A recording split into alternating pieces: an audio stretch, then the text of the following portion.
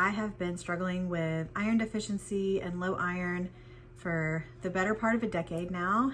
I went so far as to have an iron infusion many years ago, which I had a really bad reaction to. It was extremely years of trial and error to finally figure out what works for my body to finally get my ferritin up. Women especially, we really need iron, especially in childbearing years. So it's something that a lot of women overlook and their doctors overlook.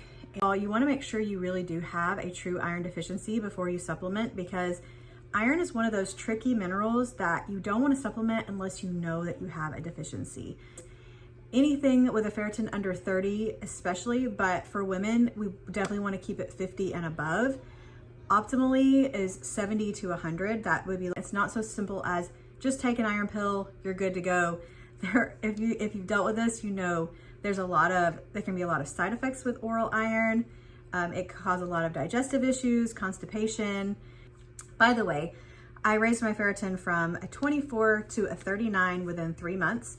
So that's 5 points a month doing this method. The best brand that I have found that works for me, it is called 3 Arrows Iron Repair Simply.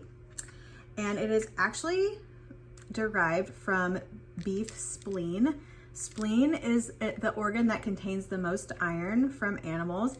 One of the biggest problems that I had was not supplementing enough iron. So in the past, I would take maybe 1 iron pill per day, and I would check my ferritin and it would be exactly the same as it was before. And I was like, what is going on? Why can't my iron go up? And I finally realized that I was taking literally a maintenance dose, because we just need more iron. If we're not eating organ meats on a regular basis or plenty of red meat, we definitely need to be checking that ferritin and supplementing if it's needed. Just TMI, kind of embarrassing, but iron is known to be really hard on your digestive system. And a lot of people who take iron pills have a really hard time with constipation.